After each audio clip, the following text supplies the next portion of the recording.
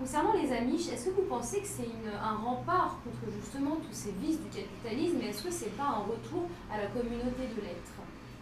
Alors, les Amish, bon, faut d'abord savoir d'où vient ce genre de communauté. Et il faut repartir sur Engels. Engels a écrit un bouquin qui est très important parce que bon, il parle d'un sujet, mais à travers le sujet dont il parle de tous les autres sujets que nous rencontrons. C'est la guerre des paysans.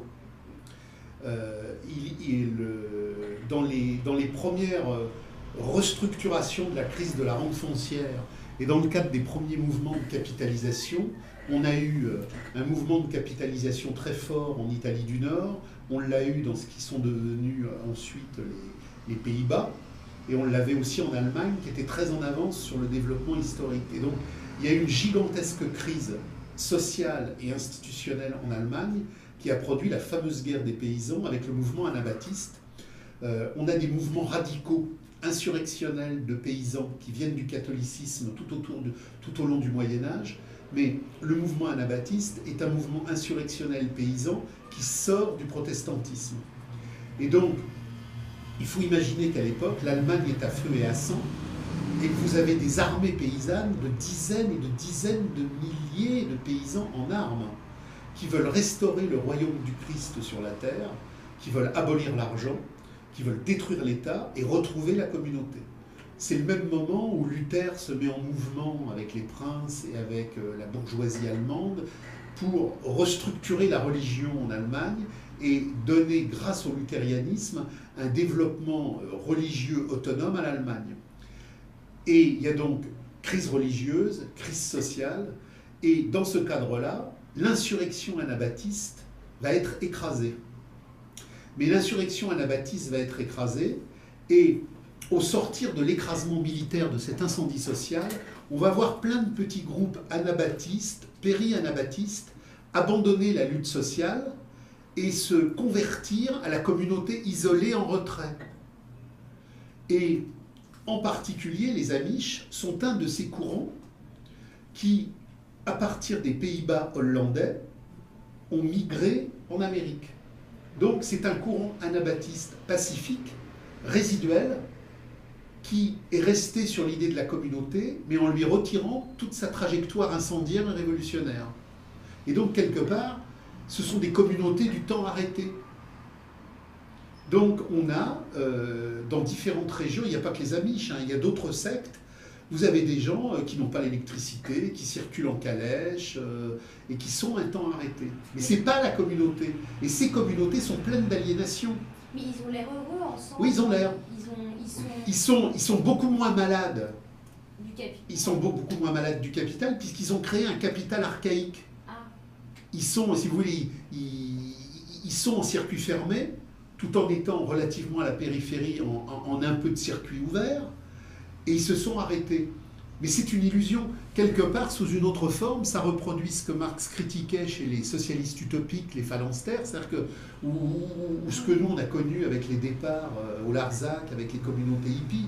Si vous voulez, il faut comprendre que le capital est une structure mondiale d'aliénation. Et que la structure mondiale d'aliénation, parce qu'elle est structure historique d'aliénation, rentre même chez ceux qui s'en isolent dans cette totalité. Il n'y a pas de possibilité de sortir de l'aliénation du monde tant que l'aliénation du monde est l'aliénation mondiale de tous les êtres, même si on fait une communauté recluse, fermée dans un coin, avec des modes nostalgiques. Alors bien évidemment, on est à l'abri de plein de trucs, sauf qu'on n'est pas non plus à l'abri de plein de trucs, puisqu'on voit dans la société amish une crise réelle aujourd'hui, avec des jeunes qui partent, parce qu'ils veulent la télévision, ils veulent la radio, ils veulent, si vous voulez... Alors, la communauté, elle conserve un substrat de déshumanisation folle, mais elle se déstructure en même temps parce que l'appel du large dans l'aliénation mondiale fait que des jeunes s'en vont. Mais elle existe depuis le 19e siècle. Elle existe bien avant. Oui, non, mais ce que je veux dire, c'est mais si vous voulez, elle est entrée en dissolution. Elle est entrée en dissolution. À partir de maintenant ou à partir de... Elle est entrée en dissolution depuis le début. Parce que à partir du... Alors déjà, on est à la fin de ce qu'on était au début, mais qu'on ne voyait pas. Et donc, elle est entrée en dissolution dès le début, mais maintenant, tout se dissout. Tout se dissout. C'est exactement, si vous voulez, comme dans un cadre plus large, l'Iran. l'Iran d'Ahmadinejad. Il y avait plein de fantasmatiques dissidentes sur « c'est différent ». Oui. Oui, c'est différent sur un temps restreint, parce qu'il y a le blocus, et on imaginait dans certains cercles dissidents à conscience historique réduite que les ravages du Coca-Cola, de la musique occidentale, de l'abrutissement américain, ça passait pas. On voit maintenant que la jeunesse iranienne va dans des boîtes, elle est aussi débile que la jeunesse de Washington, ils rêvent du Coca-Cola, ils ont des t-shirts américains. Donc ce qu'il faut comprendre, c'est que le rouleau compresseur de l'abrutissement mondial, il passe partout. Alors là, en Iran, ça y est, il est en train de tout dévorer, mais c'est dans la logique des choses. Et dans la Russie de Poutine, dans le temps qui vient, Poutine n'est pas en résistance par rapport à Obama, parce qu'il s'oppose à lui sur le fond du problème de la marchandise. Il veut une marchandise mondiale multipolaire et l'autre veut une marchandise mondiale unipolaire.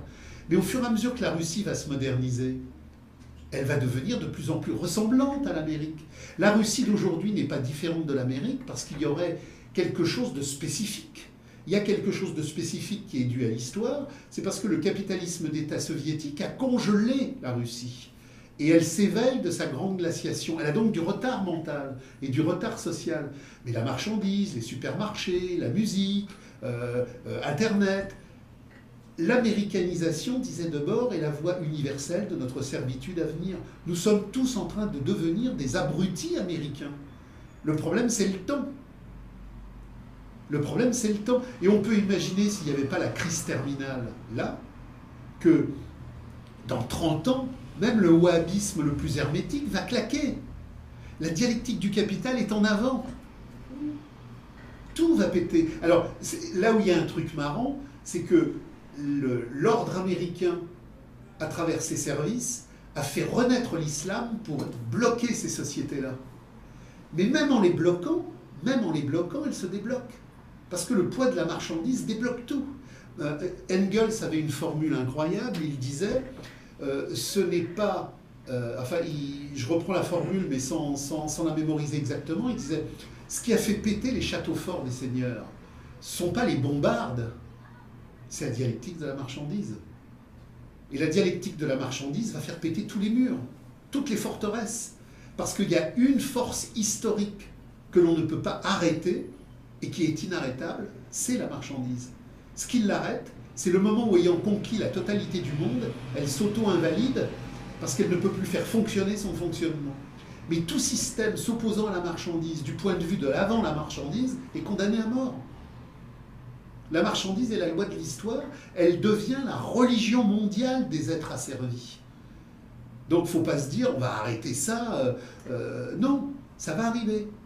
Il faut se préparer au moment où on y est presque, et où, au moment où ça va se renverser, on va enfin pouvoir produire la seule opposition radicale vraie, la communauté universelle contre l'État et contre l'argent. Mais tous ceux qui veulent une autre politique, une autre économie, une alternative à l'impérialisme, le développement des solidarités du Sud, tout ça c'est du pipeau. Tout ça va mourir. Il n'y a qu'une seule alternative, abolition de la marchandise ou royaume de la marchandise. Et que cette marchandise soit multipolaire à la Poutine ou unipolaire à la Obama, on s'en fout. C'est toujours l'ordre de l'aliénation. C'est exactement comme quand on discutait avec vous et qu'on disait il y a ceux qui sont pour la solution à un État en Palestine, il y a ceux qui sont pour la solution à 2 États, et puis il y a les radicaux qui sont pour la solution à 0 État, à bas tous les États.